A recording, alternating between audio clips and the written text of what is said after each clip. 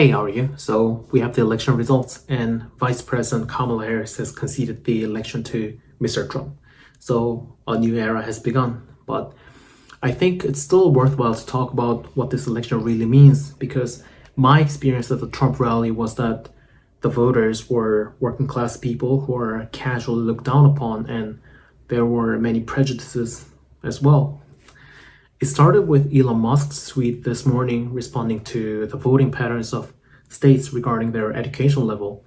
And I found a really good article that explains the disconnection and detachment of my own personal experience from the information I was given. So that's why I found it interesting. And it even says that this very disconnection is at the core of the election results. By the way, there's one thing to note. In this video, when I say educated, it only means university or college education and the credentials, not intelligence as a whole. Especially, I don't mean stupid, because I know that there are terrifyingly smart people outside of our education system. Intelligence is better defined as your adaptability and your problem-solving skills more than it is your education. Obviously, like the education, the stuff you've been through puts a lot into play in it because it gives you more resources, more thoughts to draw from. Before we start our conversation, please like this video and subscribe to my channel. Bernie Sanders said a very interesting thing, which goes, "It should come as no great surprise that a Democratic Party which has abandoned working class people would find that the working class has abandoned them. First, it was the white working class, and now it is Latino and black workers as well. While the Democratic leadership defends the status quo, the American people are angry and want change, and they're right. Today, while the very rich are doing phenomenally well, 60% of Americans live paycheck to paycheck, and we have more income and wealth inequality than ever before. Unbelievably, real inflation accounted for weekly wages for the average American worker are actually lower now than they were 50 years ago. So the majority of people struggle and live paycheck to paycheck, which is obvious from the interviews at the Trump rally when I asked about the biggest problem facing the US. Biggest issue facing the US right now, I guess it would have to be the economy. Inflation. Prices have risen quite a bit. Everything, gas, groceries, housing, is number one problem. Notice how they mention inflation and the economy as their primary concerns. That's the most important thing for people who live paycheck to paycheck. And not only that, other commentators have said the same thing on both the left and right. This video is from NBC Today, and the speaker is Chuck Todd from NBC, which is left-leaning. They say, he's put together the multi-ethnic working class coalition, and it's a majority of the country. It's over 50%. And the Democrats allowed themselves, essentially, they accepted the party of elites mantra, they accepted the party of suburban America, and walked away from rural America, essentially, and didn't try to get that back. And when you start to look at it, and that seems to be culturally how they've lost this group of voters. It was one thing to lose working class whites. Now they're losing working class Hispanics. And, this keeps up, they'll lose working class African Americans. And Fox Business, which is right-leaning, mentioned the same thing. Trump has this working class coalition. The question is, could he expand that working class coalition enough to win this election? But now everyone outside of the top 20% suffering big time. So there is an emphasis on the working class coalition in the analysis of the 2024 presidential election. In the article, Dr. Henderson says, maybe it's time that our media elites learn what people actually care about, rather than coercing them into mouthing slogans. Left-wing activists tell us that silence is violence, or silencing them. Left-wing activists also tell us that speech is violence. Luxury beliefs sound appealing in theory, safe in the bubble of academia or in affluent neighborhoods, but they fail to address the daily struggles of working class families, small business owners, and communities concerned about safety, jobs, and education. As I wrote in my book Troubled, ordinary people have real problems to worry about. So the main idea of this video you're watching right now is that Kamala Harris lost and Donald Trump won because the Democratic Party and their values of the luxury belief class were significantly detached from the values and concerns of ordinary working class Americans. And luxury belief is, as he says, so luxury beliefs are ideas and opinions that confer status on the upper class, while often inflicting costs on the lower classes. In another article, he says that education is the most important objective indicator of social class. Research has found that parental educational attainment is the most important objective indicator of social class. And he says, top universities are also crucial for induction into the luxury belief class. Take vocabulary.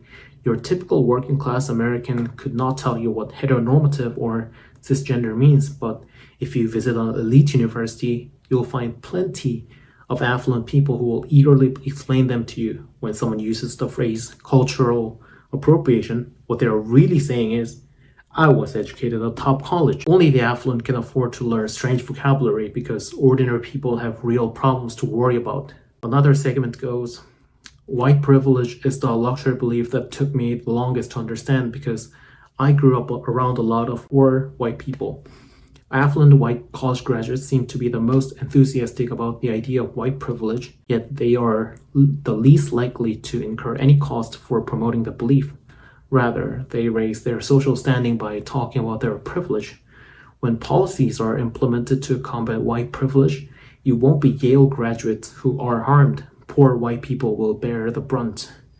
And this, to a certain degree, is the underlying idea that I was told that I would be assaulted by the MAGA white Trumpist supremacist because I would be the only Asian. So that is the idea here. The reason Kamala Harris lost the election to Donald Trump is because the luxury class, including the media and elites, failed to focus on the real concerns of ordinary working class people and instead imposed ideological slogans as luxury beliefs often ignore the actual struggles of working class communities. Another topic I want to discuss with you is the casual contempt and disdain toward the relatively uneducated people. Did you see this voting poll by race and sex? Take a look. And toward the voters, insults like they're uneducated are casually thrown at them on the media. White women who voted about 52%, right, for Donald Trump. Uneducated white women, is my understanding. And people bring up this kind of voting patterns related to college or university level education. The working class individuals who support Trump are casually looked down upon with comments like uneducated and misinformed by the people who have degrees from higher education. Of course, this map is not perfect because some of the highly educated states like Michigan, Pennsylvania, and Georgia actually voted for Trump, but you get the idea, right? It's the values that are detached from the lives of everyday, paycheck to paycheck people and how they are casually looked down upon. And this is the point that I suspect upper class bashing on middle class, but on a different domain. And working class people do not care about these agendas. The primary concern for the working class white people I met, and I met a bunch of them, not just the interviewees, is the economy because a lot of their lives just couldn't afford white privilege. And I think that was the point where my experience deviated from the things I was told. Of course, I have to say I don't understand much of the complexity of the issues in the US, but that's the explanation here. And I think it's very reasonable. I don't think bashing on voters by calling them uneducated or stupid is a good argument, because it can only appeal to an elitist and aristocratic approach. College educated, not college educated. That's the dividing line. And every time we say not college educated, you know what that sounds like? Yeah, it sure does. Yeah. And that's part of it's part of this sort of disconnect between sort of elite institutions and this Trump coalition. And I would even say maybe one of the reasons that make college graduates struggle with employment could be related to this detachment. Maybe a lot of students are learning things that do not offer a boost in the job market.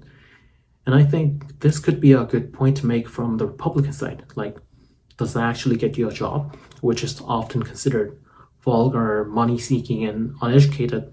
But they can also say that textbook smart is not actual smart. Look at this quote. As Trump prepares to take office once more, the question that Democrats face is not just about political strategy, it's about cultural understanding. Labeling Trump a fascist, a racist, and sexist failed to diminish his support enough to cost him the election.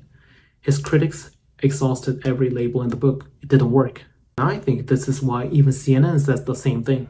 I'm interpreting the results tonight as the revenge of just the regular old working class American, the anonymous American who has been crushed, insulted, condescended to. They're not garbage. They're not Nazis.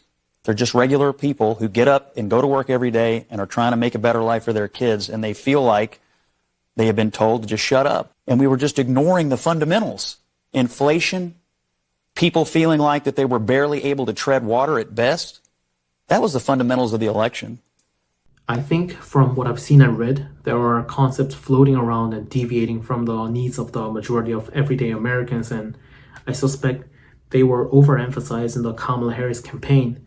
I think that's why Donald Trump won the first majority vote since 2004. And I want to end this video with this quote: "Respect for the views of others, however unfashionable or uncredentialed they seem, just might be the key to rebuilding trust between the elites who govern and manage our institutions and the people they're meant to serve," which is quite the opposite of the disdain shown in this sort of video. Now that we're all saying what we're thinking, I'm going to go ahead and say that I think if you voted for Donald Trump, you're ugly. I think you're all freaking ugly, and I think you're dumb as bricks. And I think you're a bigot in every sense of the word, every use of the word. Like, the only silver lining is it's actually going to suck for all you Trump voters way more than it's going to suck for us blue voters, because we actually have educations and good jobs. Y'all are broke as fuck. What do you think? Does it reflect your experience?